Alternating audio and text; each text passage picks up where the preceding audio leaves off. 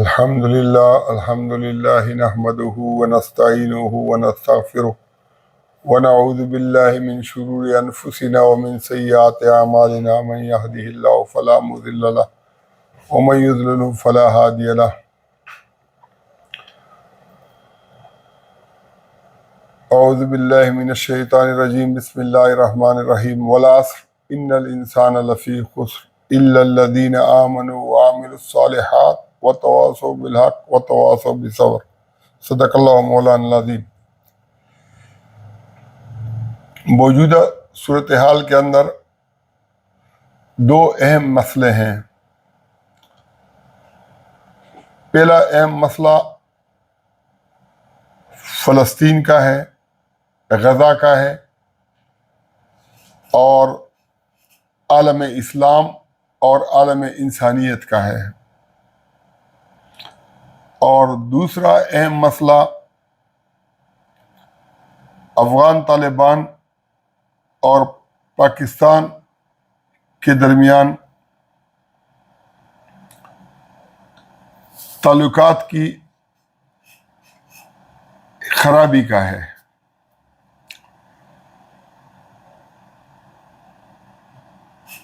دونوں کے اوپر بات کرنے کو جی چاہتا ہے، اور بعض اوقات کچھ معاملات ایسے ہوتے ہیں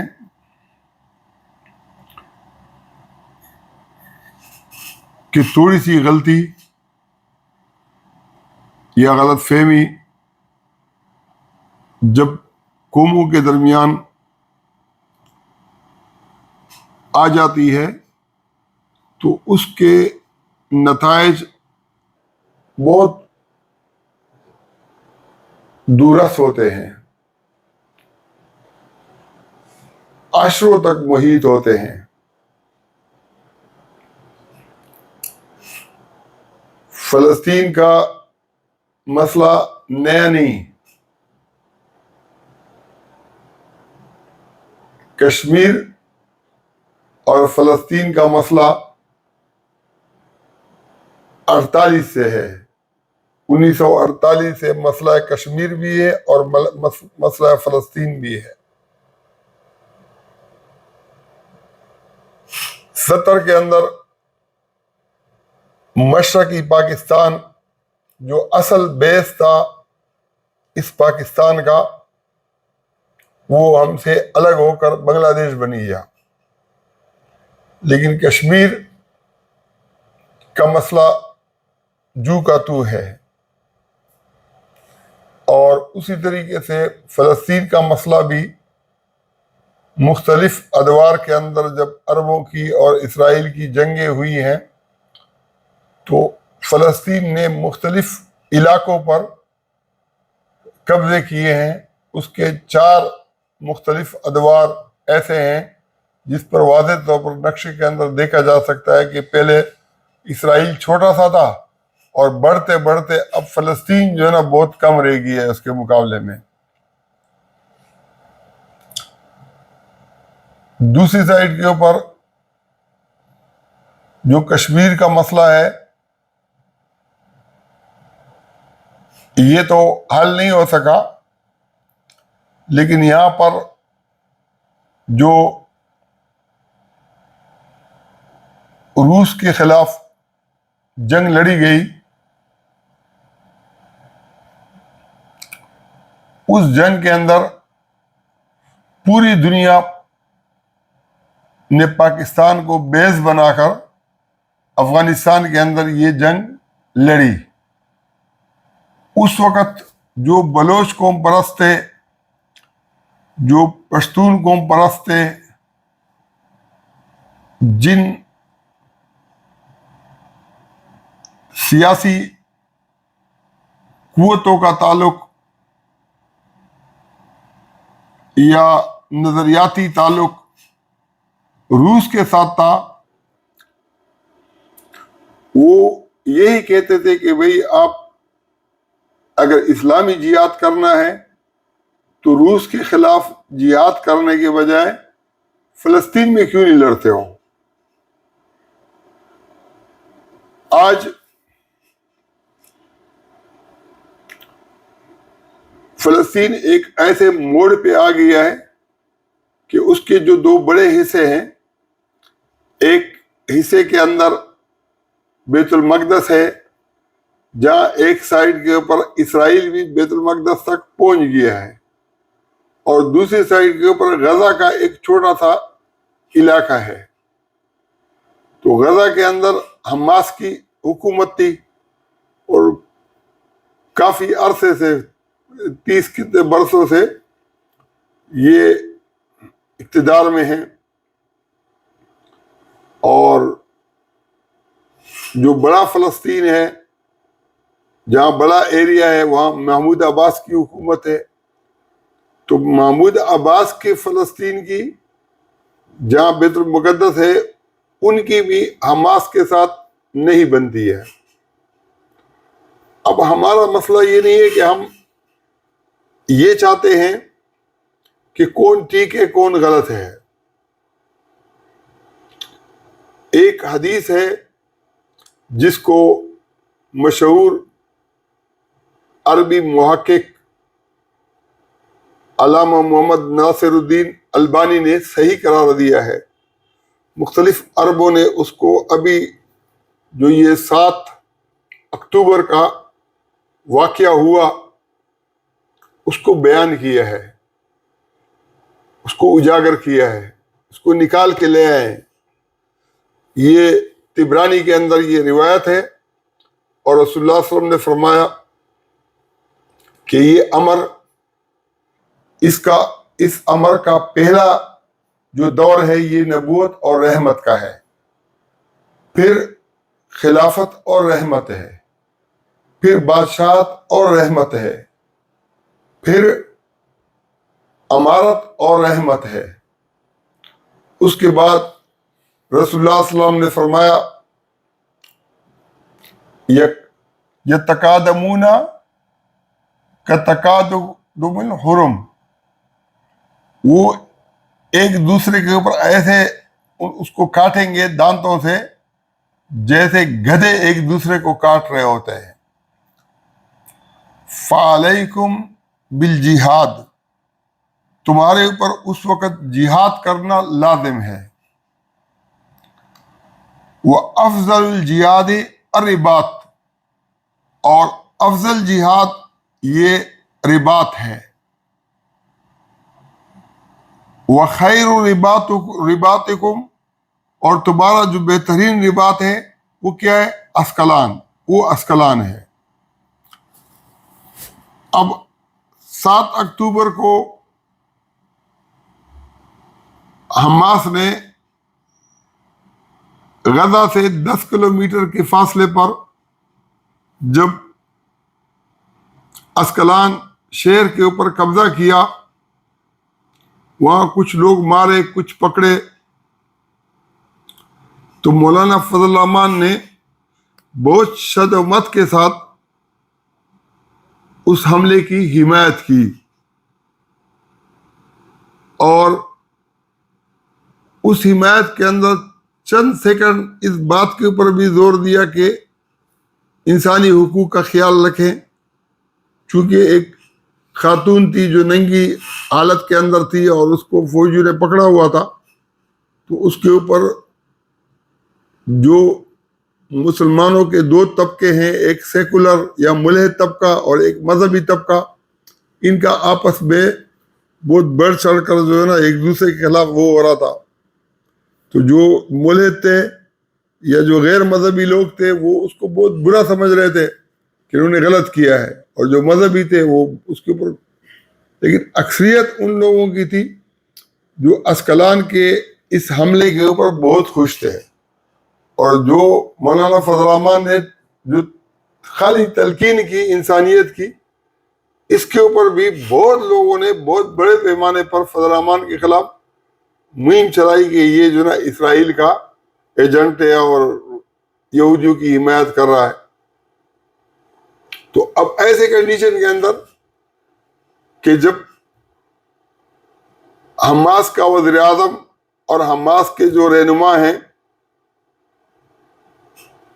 اسماعیل ہانیہ اور خالد مشعل، وہ مولانا فضل الرحمان کا شکریہ ادا کر رہے ہیں کہ طوفان اقصیٰ پر آپ نے جس انداز کی حمایت کی، اس پہ ہم آپ کا شکریہ ادا کرتے ہیں۔ اور اگر کوئی اس کو پھر بھی یہ نام دے کہ مولانا فضل الرحمان یہودیوں کا یا اسرائیل کا ایجنٹ ہے، تو آپ اس سے اندازہ لگا سکتے ہیں کہ یہ مسلمان کس قدر اس معاملے میں جذباتی اور سینسیٹیو ہیں۔ اب یہ جو حدیث ہے، اس کے اندر جو پیغام ہے، اس کے اندر ایک بڑی بات تو یہ ہے کہ رسول اللہ صلی اللہ علیہ وسلم نے نبوت کے دور کو بھی رحمت قرار دیا ہے، پھر خلافت کے دور کو بھی رحمت قرار دیا ہے، پھر بادشاہت کے دور کو بھی رحمت قرار دیا ہے۔ اب بادشاہت کا دور کون سا ہے؟ اس حدیث کے حوالے سے بادشاہت کا دور جو بنتا ہے وہ بنی امیہ، بنی عباس اور خلافت عثمانیہ کا بنتا ہے۔ اب اس بادشاہت کے دور کے اندر جو رحمت کا تصور ہے، اگر ہم اپنے پرانے بزرگوں کا تصور لیں تو ہمیں وہ دور اقدار کے لحاظ سے، رحمت کے لحاظ سے، انسانیت کے لحاظ سے، ہر اعتبار سے ہمیں وہ اچھا لگتا ہے کہ وہ اچھے لوگ تھے۔ تو جتنا آپ پیچھے چلتے جاؤ گے، اس وقت یزید کا جو سب سے بڑے اپوزیشن تھے وہ کون تھے؟ حضرت حسین، میں تو کوئی شک نہیں ہے۔ اور امیر معاویہ کے جو سب سے بڑے اپوزیشن تھے وہ حضرت حسن تھے۔ حضرت حسن نے حضرت امیر معاویہ کے حق کے اندر دستبردار ہو کر مسلمانوں کے درمیان صلح کرائی، اور جب حضرت حسین کے کنبے کو، ساتھیوں کو شہید کر کے روندا گیا کہ سر قلم کر دیے گئے، اس کے باوجود دمشق شہر کے اندر جمعے کا خطبہ، جمعے کی تقریر حضرت حسین رضی اللہ عنہ کے بیٹے امام زین العابدین، جن کا نام علی تھا، انہوں نے جمعہ کا خطاب کیا۔ اب ہم موجودہ دور کے اندر یہ تصور کر سکتے ہیں کہ یزید کو تو ہم برا کہتے ہیں، اور تا برا، اس کا تو نام ہی برا ہے، لیکن مسئلہ کیا ہے کہ کردار بھی برا ہے۔ لیکن جو بنیادی بات ہے وہ کیا ہے کہ وہ جو حدیث کے اندر رحمت کا تصور ہے نا، اس میں رحمت تھی کہ اپوزیشن لیڈر کو جمعے کا خطبہ کرنے دیا، اگر وہ چاہتے تو نہ کرنے دیتے، قید کر دیتے، کون پوچھتا اسے۔ آج کے دور کے اندر جب عمران خانی دور تھا، اس کے اندر رانا ثناء اللہ کے اوپر ہیروئن کے مقدمے ہوں یا اپوزیشن کے ساتھ زیادتی ہو، وہ بھی کوئی آئیڈیل نہیں تھا۔ اس سے پہلے اگر آپ بھٹو کے دور کے اندر دیکھیں تو اس نے بھی اپوزیشن کے ساتھ زیادتی کی، اگر اس کے بعد ضیاء الحق کے دور کے اندر دیکھیں تو اس نے بھی اپوزیشن کے ساتھ زیادتی کی۔ پرویز مشرف نے بھی جو 12 مئی کا واقعہ کیا کہ وہ چیف جسٹس کو جو ہے نا وہ نہیں کرنے دی، یہاں قتل و غارت کرائی اور موقع لے رہا ہے کہ یہ طاقت ہے، تو کسی کا بھی آئیڈیل نہیں تھا، لیکن کچھ نہ کچھ رحمت والا معاملہ تھا۔ یہ اسکلان کا جو ہے نا، یہاں پر رحمت ختم تو نہیں ہوتی ہے، رحمت ابھی بھی ہے، لیکن رحمت کا جو ذکر ہے یہاں پر حدیث کے اندر ختم ہے۔ اور آج اگر آپ دیکھیں تو اپوزیشن جو ہے وہ تحریک انصاف ہے، پی ڈی ایم والے حکمران تھے، پھر جو ہے نگران آ گئے، تو جو اپوزیشن کے ساتھ جو رویہ برتا جا رہا ہے یہ پاکستان کی تاریخ کے اندر کبھی بھی نہیں ہوا ہے کہ خواتین تک کو چھوٹے بچوں سے جو ہے نا آپ ملنے نہیں دیتے ہو. بچوں کی، چھوٹے بچوں کی جوان ماں کو اگر قید کر کے رکھا جائے تو یہ جو کھیل ہے یہ گدھوں والی لڑائی ہے. سہیل ویراج نے جو ہے نا یہ کہا کہ آئندہ جو الیکشن ہوگا 2024 کا، یہ ٹائیگر اور بوڑھے شیر کے اندر ہوگا. لیکن یہ بوڑھا شیر اور ٹائیگر جو ہے یہ چلو ہم دونوں کو احترام کے لفظ سے جو ہے نا یاد کر لیں گے، لیکن ان کی لڑائی کو جو نیچے والے ہیں جس کی یہ خود سرپرستی کر رہے ہیں، یہ گدھوں کی لڑائی بناتی ہے. یہ شیر اور ٹائیگر کی لڑائی لگتی ہی نہیں ہے. تو بہرحال میں اصل موضوع کی طرف آتا ہوں کہ یہ جو حدیث کے اندر آتا ہے کہ افضل الجہاد کلمۃ الحق عند سلطان الجائر، افضل جہاد بادشاہ کے سامنے کلمہ حق کہنا ہے. تو یہ کلمہ حق اگر بادشاہ کے سامنے کہی جائے تو یہ افضل جہاد ہے.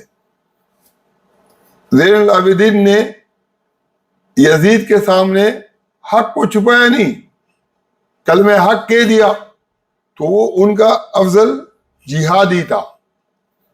اب حدیث کے اندر جو اسکلان کا ذکر ہے اس میں افضل جہاد رباط کو کہا گیا ہے. افضل الجہاد الرباط. اب رباط کیا ہے؟ تو قرآن کہتا ہے کہ یا ایھا الذین آمنوا اصبروا وصابروا ورابطوا واتقوا اللہ لعلکم تفلحون. اے ایمان والو، صبر کرو اور ایک دوسرے کو صبر کی تلقین کرو اور ایک دوسرے سے رابطہ کرو اور اللہ کا خوف کھاؤ، ہو سکتا ہے کہ تم کامیاب ہو جاؤ. اب عرب لیگ اور مسلمانوں کی جو تنظیم ہے OIC، ان دونوں کا فلسطین اور غزہ کے معاملے کے حوالے سے 2 دن بعد یا کل یا پرسوں کوئی ان کا پروگرام ہے، لیکن یہ رابطہ کر رہے ہیں. 2 سطح پر ان کا رابطہ ہے، ایک عرب کی سطح پر اور ایک مسلمانوں کی سطح پر. اور اس میں بڑی اہمیت اس بات کو دی جا رہی ہے کہ سعودی عرب، ایران کے جو صدر ہیں وہ بھی جائیں گے. اور یہ خوش آئند بات ہے کہ چلو مسلمانوں کا ایک بڑے پیمانے پر رابطہ ہو رہا ہے. لیکن اس رابطے کو اگر مسلمانوں کی حد تک رکھا جائے اور اسرائیل کے خلاف قتال کیا جائے تو ہمارے کہنے سے نہ کوئی رکے گا اور نہ کوئی کرے گا. لیکن جو آثار نظر آتے ہیں وہ یہ ہیں کہ انہوں نے ان کے خلاف قتال نہیں کرنا ہے، کیونکہ اگر قتال انہوں نے کرنا ہوتا تو یہاں افغانستان کے اندر امریکہ آیا، پاکستان نے اس کا ساتھ دیا، اور جو التشی کے طبقے تھے جہاں ایران کے پراکسی تھے وہ طالبان کے خلاف امریکہ کے ساتھ تھے. اس کو فرقہ واریت کا نام بھی نہ دیا جائے، اس لیے کہ اگر ہمارا پورا ملک ساتھ دے، پرویز مشرف اور ان کے سارے جو ہے نا جرنیل اور جو ہے نا وقت کے جو حکمران ہیں وہ سب کے سب ان کے ساتھ کھڑے ہوں اور ہم شیعوں کو تانا دے کہ تم نے غلط کیا ہے، یہ بات بھی غلط ہے. انہوں نے بھی غلط کیا ہے، ہمارے والوں نے بھی غلط کیا ہے. اس کو فرقہ واریت کی بنیاد نہ بنایا جائے. پھر جب عراق کے اندر جو ہے نا امریکہ اترا تو عراق کے اندر جو شیعہ تھے انہوں نے پورا اس امریکہ کا ساتھ دیا جو یہ کہتے تھے کہ مرگ بر امریکہ. لیکن میں یہ باتیں اس لیے نہیں کہنا چاہتا ہوں کہ میں شیعہ سنی کے درمیان تفریق کرنا چاہتا ہوں.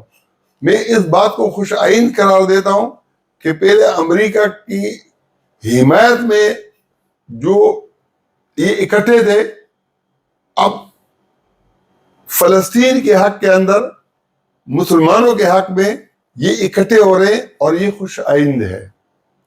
لیکن اس کی حساسیت کا اندازہ جو انٹرنیشنل ریلیشن کے اوپر جو صرف ایک ماہر ہی نہیں ہے بلکہ میں سمجھتا ہوں کہ پاکستان کے اندر سب سے بڑی اتھارٹی ہیں اور زبردست ان معاملات کو سمجھتی ہے، ڈاکٹر ہما بقائی. اس نے جو ہے نا 2 باتیں کی ہیں. پہلی بات یہ کی ہے کہ جرمنی، فرانس اور برطانیہ نے حکومتی سطح پر پابندی لگائی ہے کہ کوئی بھی یہاں مظاہرہ نہیں ہوگا فلسطینیوں کے حق میں. یعنی حکومتی سطح پر انہوں نے پابندی لگائی ہے کہ یہ ہم فلسطینیوں کے حق میں مظاہرہ نہیں کرنے دیں گے. حالانکہ یہ پابندی انہوں نے جب امریکہ نے عراق کے خلاف کیا، امریکہ نے افغانستان کے خلاف کیا، نیٹو کے سارے ممالک تھے، اس کے باوجود بھی انہوں نے کبھی ایسا وہ تشکیل نہیں دیا. اب لمحہ فکریہ یہ ہے کہ یہ پہلی مرتبہ انہوں نے اتنا بڑا اقدام کیوں اٹھایا ہے کہ اظہار رائے کے اوپر، احتجاج کے اوپر بھی پابندی لگائی کہ آپ نے فلسطین کے حق کے اندر سرکاری طور پر جب پابندی کسی چیز پر لگتی ہے تو اس کا میں آپ کو ایک مثال دیتا ہوں کہ جب سرکار کی، ریاست کی، حکومت کی طرف سے اجازت ہوتی ہے تو ہمارے صدر مملکت قابل آدمی ہے ڈاکٹر عارف علوی، شرح فیصل کے اوپر مشکل سے ان کے ساتھ جو ہے نا 5 آدمی ہوں گے اور وہ پورے شرح فیصل کو بند کر رہے تھے اور کہہ رہے تھے کہ میں دیکھتا ہوں کہ کون پولیس والا سامنے آتا ہے. چونکہ ریاستی قوتیں ان کے پیچھے تھی، ورنہ 5 افراد اور اکیلا ایک آدمی کیسے جو ہے شرح فیصل کو بند کرے گا. اس طریقے سے جب تحریک لبیک والوں نے پشاور کے اندر کوئی پروگرام کیا تو بہت بڑے پیمانے پہ لوگ، خصوصاً تبلیغی جماعت کا اجتماع ہو رہا تھا، ان کی لائنوں کے لائنیں لگی ہوئی تھی. چند افراد نے جو ہے نا، لیکن پولیس والے ان کے حامی تھے، وہ چاہتے تھے کہ یہ روڈ بلاک ہو اور لوگوں کو یہ تاثر جائے کہ ایک مظاہرے ہو رہے ہیں. تو جب گورنمنٹ کی سطح پر فیصل واوڈا ہے، بہت دبنگ انسان ہے، اس نے جو ہے نا شرح فیصل کو بند کیا تو یہ پتہ نہیں تھا کہ ہوا کیا ہے. اچانک کراچی کے اندر تو جب رش کا ٹائم ہو اور اچانک جو ہے نا وہ بند ہو جائے تو گھنٹوں تک پھر، اور میں سمجھتا ہوں کہ پھر بعد میں پتہ چلا کہ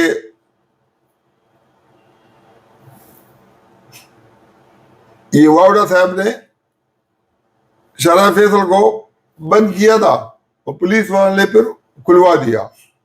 میرے ذہن میں تھا کہ اس کو 1-2 جھانپڑ مارتے نا تاکہ یہ جو لوگوں کو تکلیف دیتے ہیں ان کو جو نا یہ پتہ چلتا ہے کہ یار. لیکن جب ریاست ساتھ میں ہوتی ہے اور نہیں ہوتی ہے تو پھر یہ نتیجہ ہوتا ہے کہ اگر ریاست آپ کے پیچھے ہو تو آپ جو ہے نا 2 عورتیں بھی کھڑی کر دو نا، شرح فیصل بند ہو جائے گا. اور اگر وہ ساتھ میں نہ ہو تو پھر بڑے سے بڑے احتجاج کرنے والے بھی اس کو بند نہیں کر سکتے ہیں، اس لیے کہ مار پیٹ ہر طرح کی جو ہے نا اس کا سامنا کرنا پڑتا ہے، اور مقدمات کا، ہر معاملات کا. تو اب جب جرمنی، فرانس اور برطانیہ نے جو پابندی لگائی ہے، ڈاکٹر ہما بقائی نے ایک بات تو یہ کی اور دوسری بات یہ کی کہ یہ جو 7 اکتوبر کا معاملہ ہے یہ ابھی رکنے والا نہیں ہے، یہ اینڈ تک جائے گا. اور اسی خطرات کے پیش نظر ان 3 ملکوں نے پابندی لگائی ہے. اس معاملے نے ابھی رکنا نہیں ہے. یہ جو ہے اس کا اشارہ میں سمجھتا ہوں کہ اسی سائٹ کے اوپر تھا، یا ہو سکتا ہے بولا بھی ہو کہ مسلمان حکومتوں کے اندر تبدیلی آ سکتی ہے. عرب کے اندر بہت غصہ پایا جاتا ہے. عرب کے اندر جو ہے نا اپنے حکمرانوں کے خلاف کہ آپ کچھ نہیں کر رہے ہو. اور پوری دنیا کے جو اسلامی ممالک ہیں ان کے اندر بھی تبدیلیوں کا جو ہے نا یہ اگر یہ جنگ کی طرف معاملہ گیا تو اس ہولناکیوں کا جو ہے نا ڈاکٹر اما بقائی نے کہا کہ اس پر میں کوئی تبصرہ نہیں کرتی کہ خدا نہ خواستہ کیا ہوگا اگر وہ پہلو آ گیا. اب دو پہلو ہیں, ایک ہے جنگ کا اور ایک ہے صلح کا. تو جنگ کا جو پہلو ہے یہ تو ڈیپینڈ کرتا ہے حکمرانوں پر کہ وہ کس حد تک جہادیوں کے پیچھے خود کرتے ہیں, کیا کرنا چاہتے ہیں, کیا نہیں کرنا چاہتے. لیکن دوسرا سائڈ جو ہے نا وہ کس چیز کا ہے, وہ صلح کا ہے. اب جب تک ہم ایک منصوبہ بندی کے تحت کچھ معاملات کو اگر ہم نہ لیں تو پھر اس کے جو نتائج ہوں گے وہ اتنے جلدی برآمد نہیں ہوں گے. پہلی بات, اس حدیث کے اندر جو ہے نا رابطے کا جو ذریعہ ہے اس کو فوکس کو غزہ کو نہیں قرار دیا ہے بلکہ اسکلان کو قرار دیا ہے. اب یہ اسکلان کیا بلا ہے؟ اسکلان شہر کا نام ہے, اور اسکلان کا ہمارے جو اسلامی دنیا کے اندر اسکلان کا نام ہے نا, وہ ایک علامہ ابن حجر اسکلانی تھے جو بہت بڑے محدث بھی تھے اور محقق بھی تھے. امام شافعی کے مذہب سے ان کا تعلق تھا اور بڑے درجے کے عالم تھے. ان کے شاگردوں میں علامہ جلال الدین سیوطی رحمۃ اللہ علیہ تھے. وہ بہت قداور شخصیت تھے. یہ جو بخاری کی جو مشہور شرح ہے وہ بھی فتح الباری انہوں نے لکھی ہے. لیکن ان کی جو پیدائش ہے یہ قاہرہ کی ہے, اور ان کے جو والد کی پیدائش ہے وہ کسی گاؤں کے اندر, مصر کے اندر کسی گاؤں جس کا نام عتیقہ تھا گاؤں کا, اس قریہ کے وہ اس کے باپ رہنے والے تھے. وہاں سے پھر یہ قاہرہ آیا اور قاہرہ میں یہ پیدا ہوئی.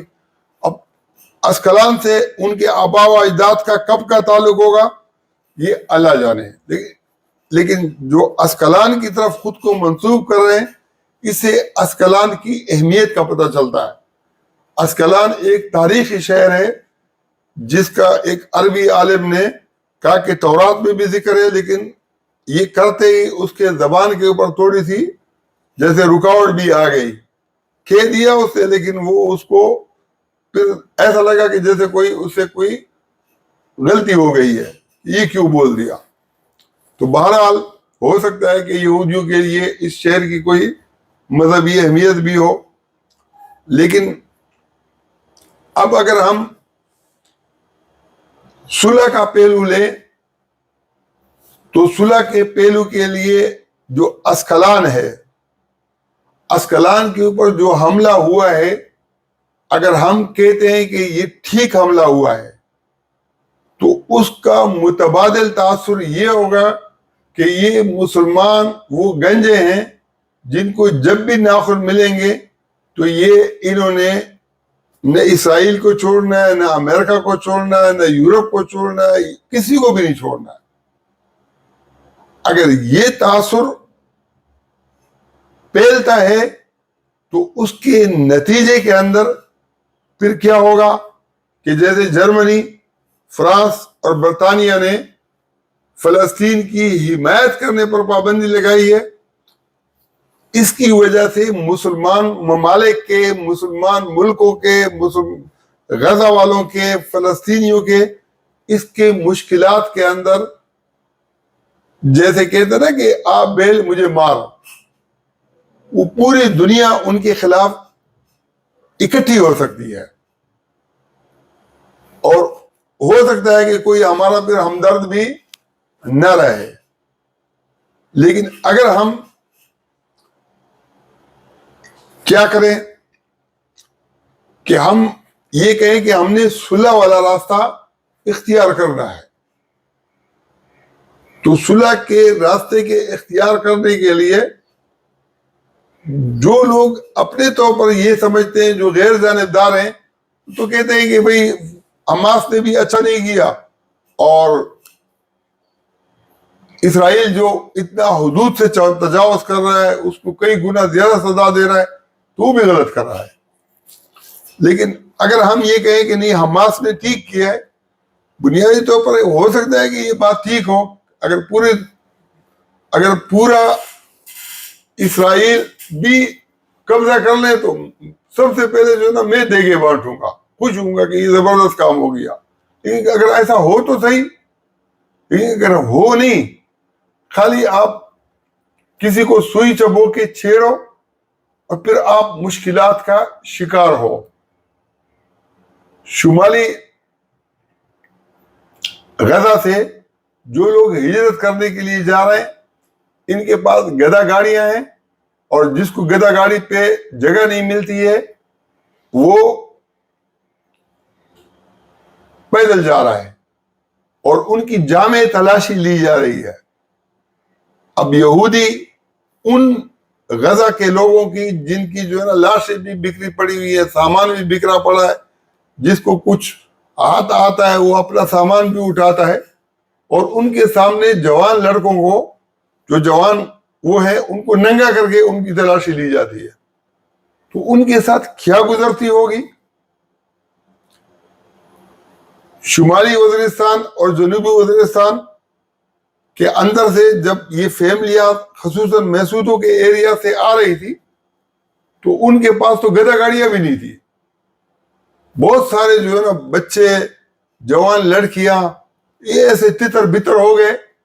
تو ان کو اس درد کا پتہ تو اس وقت چل رہا تھا جب ان کے ساتھ ہو رہا تھا، جب وہ امریکہ کے اوپر خودکش کر رہے تھے، جب وہ لڑ رہے تھے۔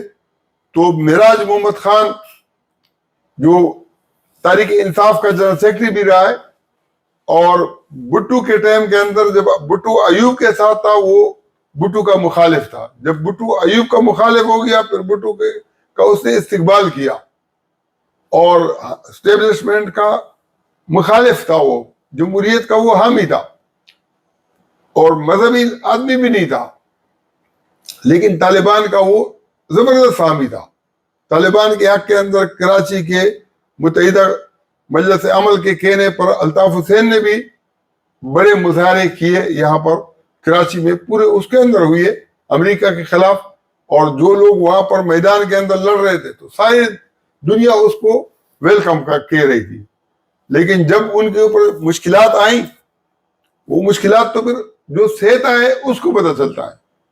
اب غزہ والے جو مشکلات سہتے ہیں، وہ تو یہاں پر تو نہ یہودی تھے، نہ جو ہے نا اسرائیلی تھے، نہ کوئی ظالم تھے، نہ اس انداز کے اندر تھے کہ لوگوں کو اس طرح سے ننگا کرتے۔ لیکن بہرحال آج تک لوگوں کے دل سے وہ خوف، وہ چیز نہیں نکل رہی ہے۔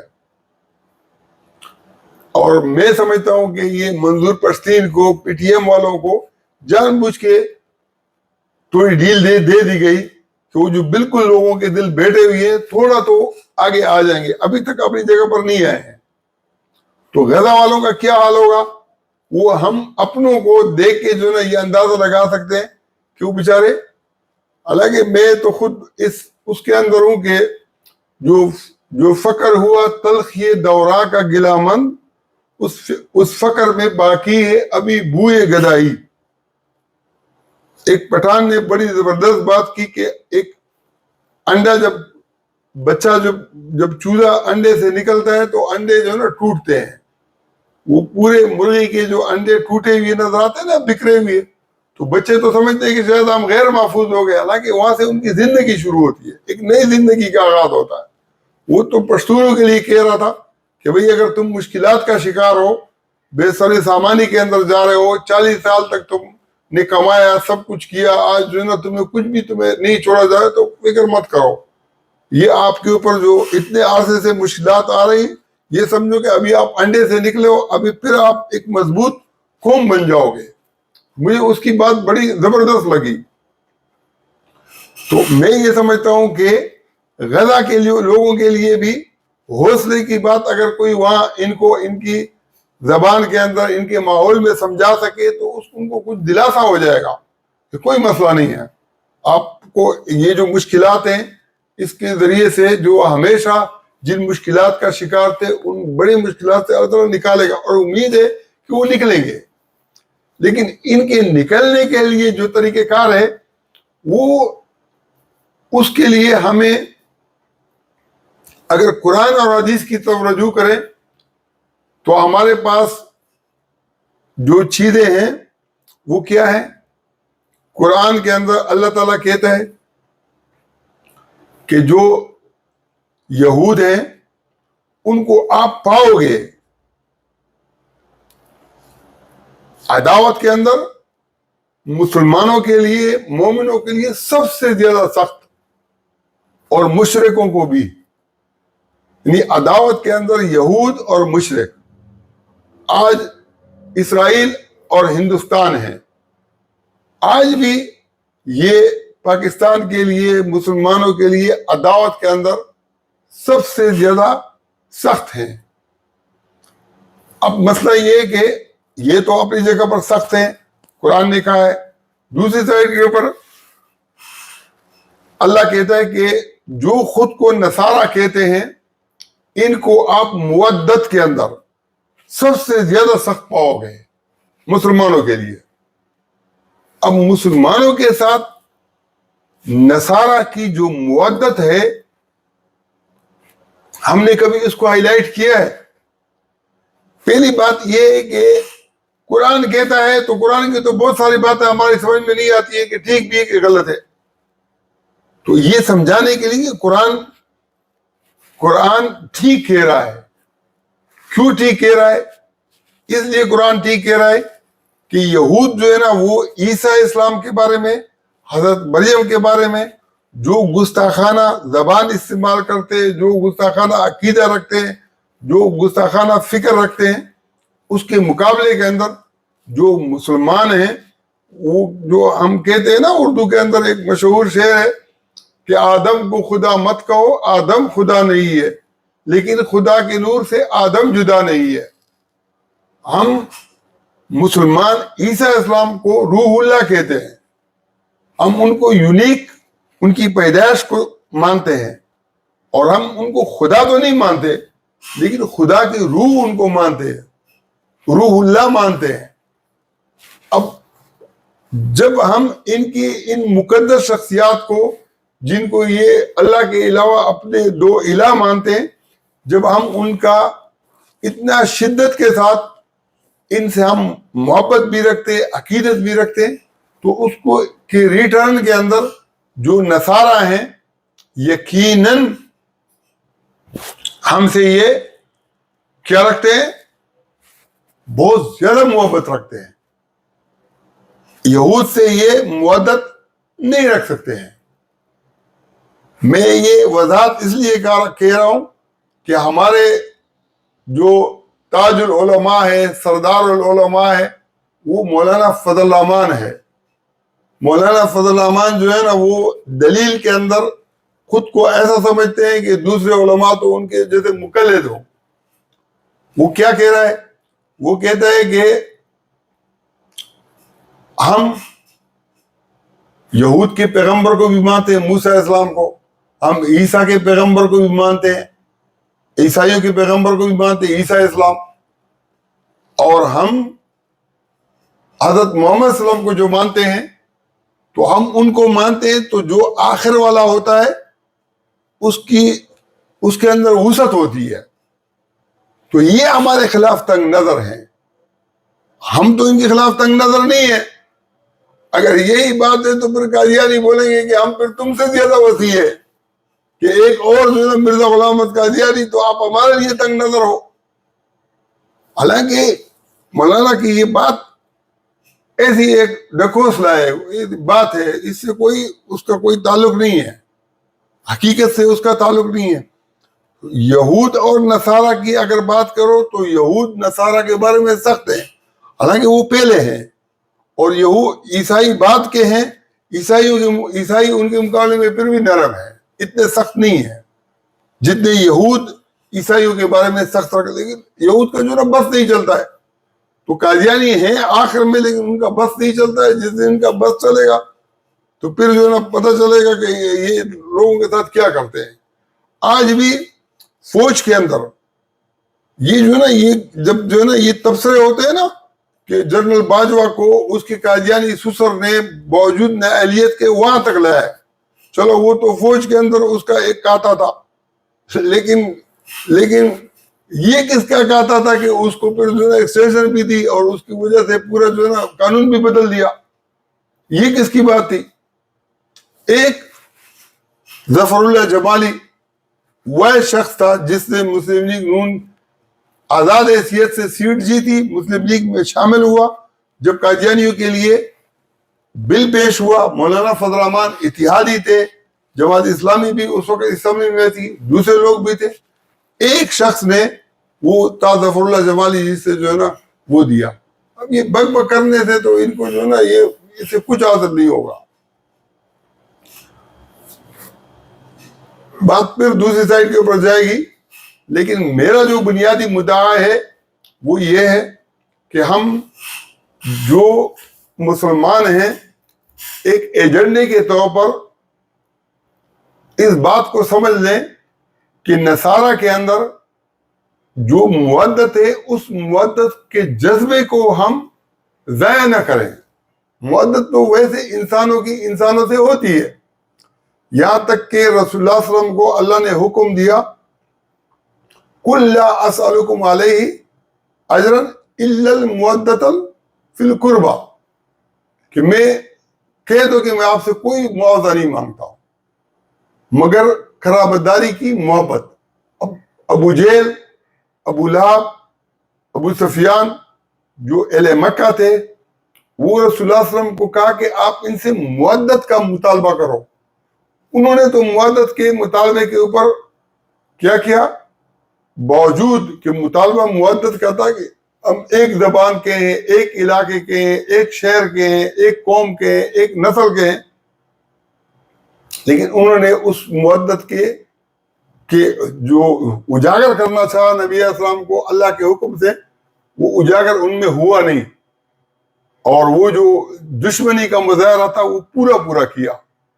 لیکن وہی ریٹرن کے اندر جو ہے نا قرابتداری کی محبت ان سے مسلمانوں کو بھی تھی.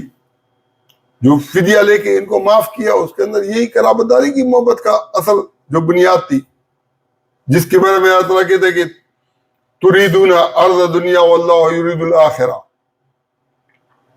تو فتح مکہ کے موقع پر نبی علیہ السلام نے ان کو یوسف کے بھائیوں سے تشبیہ دی کہ لا تثریب علیکم اليوم, آج تمہارے اوپر کوئی ملامت نہیں ہے. لیکن نتیجہ کیا نکلا کہ وہ دشمنی والے جس کو قرآن گواہی دیتا ہے کہ یہ مسلمانوں کے کیا ہے, دشمن ہیں, لیکن مسلمانوں نے ان کے ساتھ صلح حدیبیہ کیا, ان کے شرائط, ان کے دل و دماغ, ان کے جذبات کے مطابق کیا, پھر بھی اللہ تعالیٰ نے ان کو مسلمانوں کو فتح بھی دے دی, اور آج مشرکوں کا کوئی نام بھی نہیں ہے. اس طریقے سے یہود کے ساتھ اگر مدینہ کے اندر میثاق مدینہ ہو سکتا تھا, تو کیا ہم اسرائیل کے اندر ان کے ساتھ میثاق فلسطین نہیں کر سکتے ہیں؟ بالکل کر سکتے ہیں. اگر انوار الحق کاکڑ نے یہ جو وہ پیش کیا ہے کہ دو مملکت والا, اور مولانا فضل الرحمان نے بھی مخالفت کی ہے, دوسرے لوگوں نے بھی مخالفت کی ہے, تو مخالفت کرنے کی بجائے ان لوگوں کو آپ غزہ یا فلسطین میں بھیجو تاکہ جو ہے نا لڑے تو صحیح. ایسے تو نہیں ہے کہ وہ بیچارے جو ہے نا وہ اپنی زندگی سے جو ہے نا تنگ ہے, وہ کہتے ہیں کہ کسی طریقے سے کوئی معاہدہ ہو جس کی وجہ سے ان کی جانیں بچے.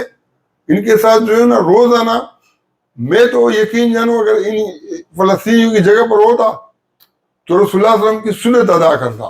اپنی بیوی بچوں کو, عورتوں کو, وہ سارا دن جو ہے نا اس کے ساتھ کشتی کھیل رہے ہیں, ان کے ساتھ ان کو مار رہے ہیں, ان کو پیٹ رہے ہیں, ان کو پکڑ رہے ہیں. تو بجائے ایسی بےعزتی کے, تو اگر رسول اللہ صلی اللہ علیہ وسلم مکہ کو چھوڑ سکتے ہیں, بیت المقدس کو جو ہے نا یہ چھوڑ دیتے, میں چھوڑ دیتا.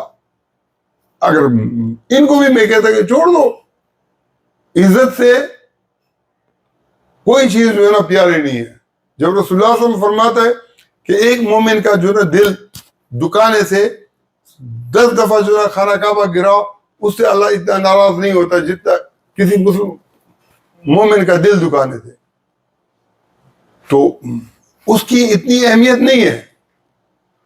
پہلی بات یہ کہ ہم جو حقائق ہیں اس کو ہم مانیں.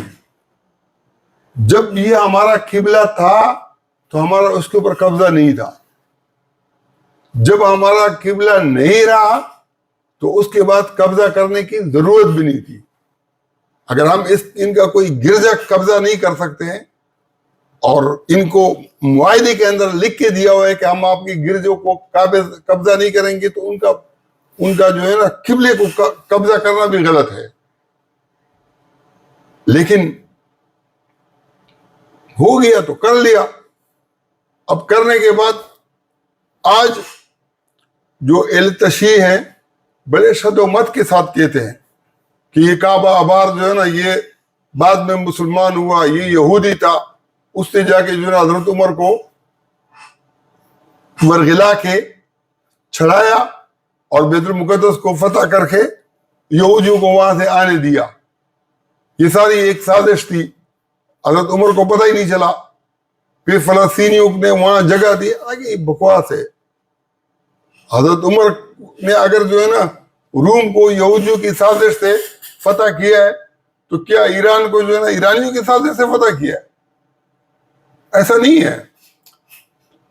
غلط رنگ دینے سے فرقہ واریت کو ہوا ملتی ہے اور کچھ نہیں ملتا.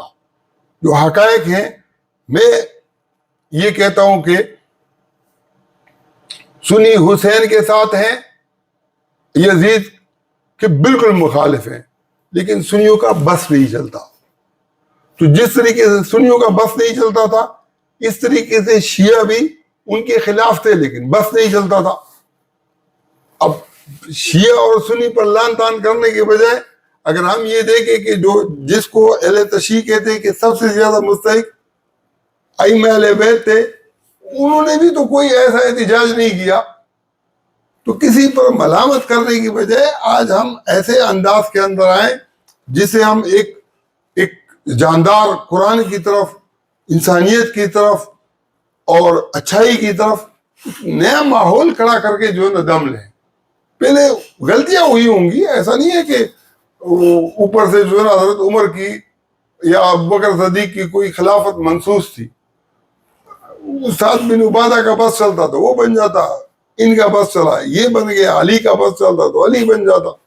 لیکن جو بھی بن گیا تو بن گیا. اب اگر علی نے خود تعاون کیا، حضرت حسن دستبردار ہو گئے، حضرت حسین نے بھی لڑنا نہیں تھا.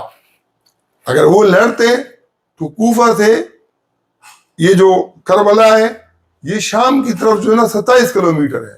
اس کا مطلب ہے کہ وہ پورا 1 دن 2 دن کا سفر طے کر کے وہاں پہنچے.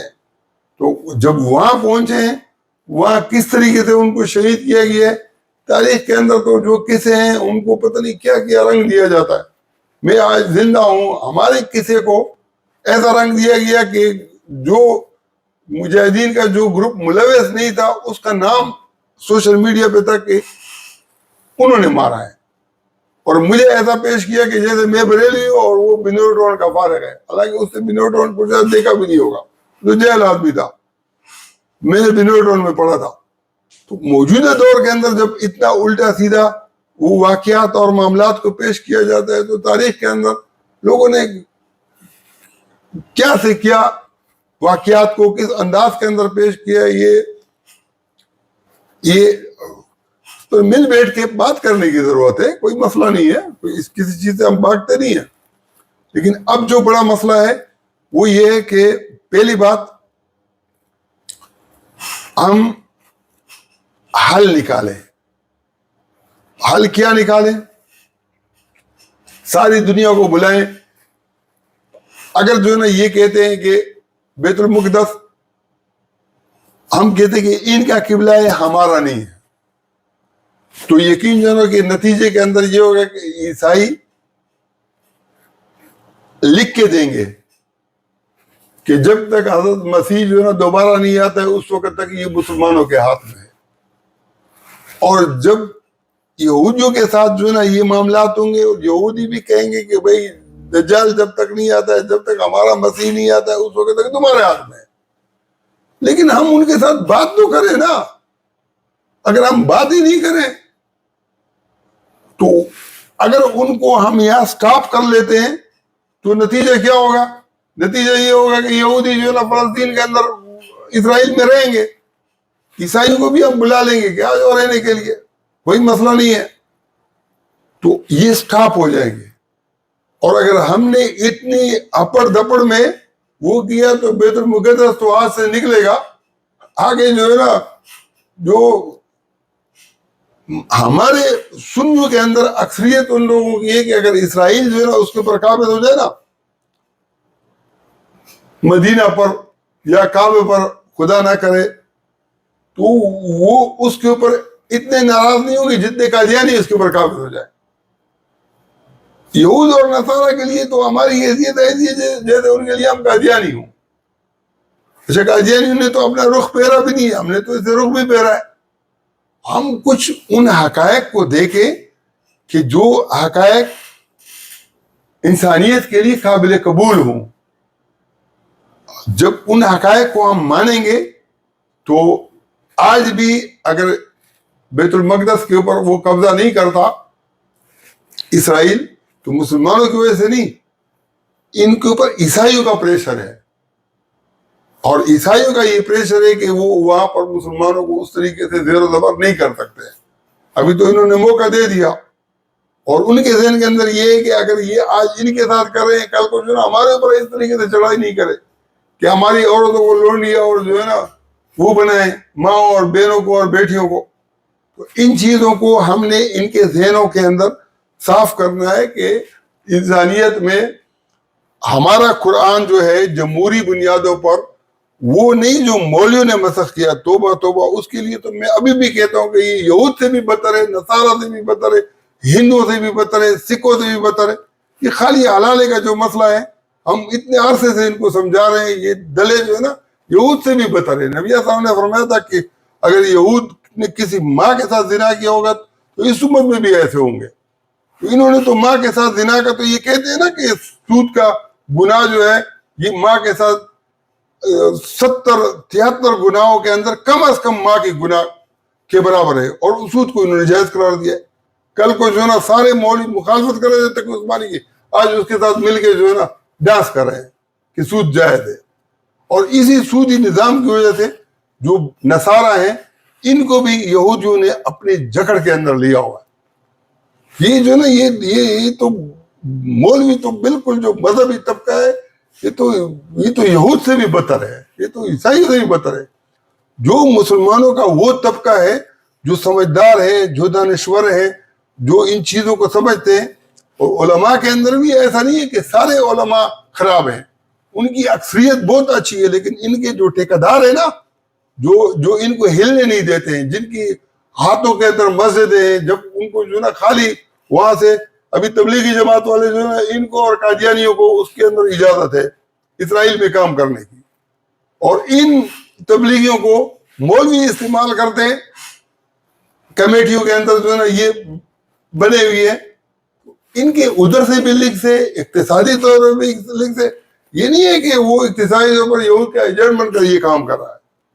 یہ تو مولویوں کا کام ہے کہ جہاں سے اس کو نفع ملتا ہے نا وہ کام کرتا ہے. تبلیغی جماعت والوں کے وہ جو ایک عبد الرحمان ہے جنگ والا، رائے سے فارغ ہے، اس کی سارا دن اس کی تقریریں ہوتی ہے. یقین جانو میں اس کی تقریروں پر یقین نہیں رکھتا ہوں.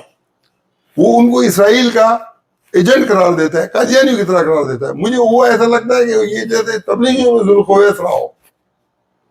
جیسے نبی اسلام کے صحابہ میں ایک ذوالخویسرا تھا، تبلیغیوں میں بھی یہ ذوالخویسرا لگتا ہے. تبلیغیوں کے ساتھ یہ غلط کر رہا ہے، ٹھیک بھی نہیں کر رہا ہے. لیکن یہ ہے کہ بہت ساری چیزیں ایسی ہیں کہ وہاں پر آدمی بعض اوقات چیز سمجھتا ہی نہیں ہے کہ میں جو کر رہا ہوں یہ ٹھیک کر رہا ہوں کہ غلط کر رہا ہوں. تو اللہ تعالیٰ ہمیں ایسے اس کی توفیق دے. اور دوسرا یہ کہ جو افغانستان کا مسئلہ ہے یہ بڑے پیمانے پر یہاں پر چلے جائیں گے، کوئی مسئلہ نہیں ہے، ان کو جانے دو. یہ اگر رک گئے، ان کو ٹائم دے دیا اور اچھے انداز کے اندر گئے تو ہم شیر و شکر ہو گئے. لیکن اگر ان کو اس طریقے سے بڑے پیمانے پر اچانک دھکیل کر اور وارداتیں کر کے جس طریقے سے میڈیا پر آ رہا ہے تو نتیجہ کیا نکلے گا؟ وہاں اسکول اور کالج تو ہے نہیں. 20 لاکھ افغانی جو ہے نا جائیں گے بال بچوں کے ساتھ، اور 20 لاکھ یہ سب کے سب جو ہے نا وہاں مدرسے کھولیں گے، مدرسوں کے اندر پڑھیں گے. مدرسہ ان کا ذریعہ ہوگا، عرب بھی ان کو پیسہ دے گا، لیبیا سے بھی آئے گا، دوسری جگہوں سے بھی آئے گا، اور وہاں سے جو ہے نا پھر کیا ہے؟ مجاہد بنے گے، مجاہد. 20 لاکھ جو ہے نا اگر مجاہد بنے گے تو انڈیا کی فوج بھی ان کے سامنے نہیں رک سکے گی. پاکستان کو تو چھوڑو نا. تو میں یہ سمجھتا ہوں کہ تھوڑا سا جو ہے نا جو کام کرو وہ سوچ سمجھ کے کرو. دماغ اور کھوپڑی تو ہے نہیں گدھوں کی نا، اوپر سے جو ان کو جو ہے نا وہ ملتا ہے وہی کرتے ہیں نا. جو دماغ میں آتا ہے نا، کسی سے مشورہ کرتے ہیں نا، کسی کو سمجھتے ہیں کچھ کہ دوسرے لوگ بھی سمجھتے ہیں. یہ ڈکٹیٹرشپ اس لیے بدتر چیز ہے کہ آدمی کے نیچے سے جو ہے نا وہ نکلتی ہے، کام بھی ایسا کرتا ہے جس کے نتائج وہ لانگ روٹ پر ہمیں وہ نہیں کرنا چاہیے. افغانی اور یہ بالکل بھائی بھائی ہیں، اور پاکستانی اچھے انداز کے اندر وہ اپنے وطن، اللہ کرے کہ ایسے حالات بن جائیں جیسے وہ اسکلان کی اولاد آئے نا، وہ بھی اسکلان کے اندر آباد ہو جائے. جو ابن حجر اسکلانی جو تھا، اللہ کرے کہ ایسے انڈیا کے ساتھ ہمارا خوشگوار حالات ہوں کہ یہ جو ہمارا نواز شریف ہے نا جاتی عمرہ، اس نے اسی کی محبت پہ بنایا کہ وہاں منتقل ہو جائے محبت کے اندر، اور جو جس جگہ کا تعلق جہاں سے رکھتا ہے نا وہاں پر وہ منتقل ہو جائے.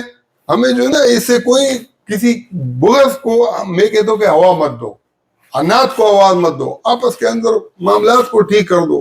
ہمارے اقتصادیات، یہ بہت زبردست بات ہے. اگر یہ جو ہے نا یہ جو رشوت والے ہیں نا ان کو جو ہے نا ٹھیک کیا جائے، یہ انار کا جو ہے نا یہ ہمیں جو ہے نا بہت کم قیمت میں انار ملے گا. لیکن بیچ میں جو ہے نا یہ فوجی کھڑے ہوتے ہیں، کسٹم والے، وہ کسٹم تو نہیں ہے جو ہے نا حکومت کو جائے، ان کے اوپر پابندی لگاؤ. جو ہے نا ایک اس کے اوپر جو ہے نا کنٹینر کے اوپر بہت بہت پیسے لیتے، بولے کہ بھائی جو پاکستانی ہے وہ ویسے بھی کسٹم کا پیسہ تو معاف ہے، لیکن جب وہاں سے فروٹ اور وہ کم قیمت میں آئے گا، یہاں پر جو ہے دوائی کی ضرورت ہی نہیں پڑے گی، اتنا فروٹ آئے گا. ان کو گلا ہوتا ہے کہ جب بھی فروٹ ہوتا ہے ہمارا فروٹ خراب ہو جاتا ہے، یہاں پابندی لگا دیتے.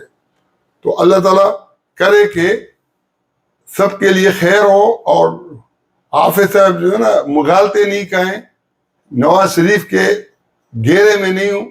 ہمارے لیے تو نواز شریف اور عمران خان دونوں ایسے ہیں جیسے ایک شخص کے ہاتھ میں 2 بٹیر ہوں. بس کبھی ایک دائیں ہاتھ کے اندر کہے، کہیں دوسرا بائیں ہاتھ کے اندر رکھے. دونوں کے اندر ہمارے لیے فرق نہیں ہے، لیکن دونوں کے اندر ان کو بھی فرق نہیں رکھنا. اور اللہ کرے کہ آئندہ الیکشن کوئی ایسا وہ جیتے کہ وہ بھی باہر ہو، پنجابی پٹھانوں کا بھی آپس میں یکا بنے، مسلمان اسلام اور سیکولرزم کے اندر بھی جو ہے نا مفاہمت ہو کہ جو لوگ ملد اور وہ ان مولویوں کی وجہ سے بن رہے ہیں وہ بھی مذہب کو چھائیں. ایسا کوئی ماحول بنے، اور انشاءاللہ بنے گا، پاکستان ہی سے بنے گا. وآخر دعوانا الحمدللہ رب العالمین.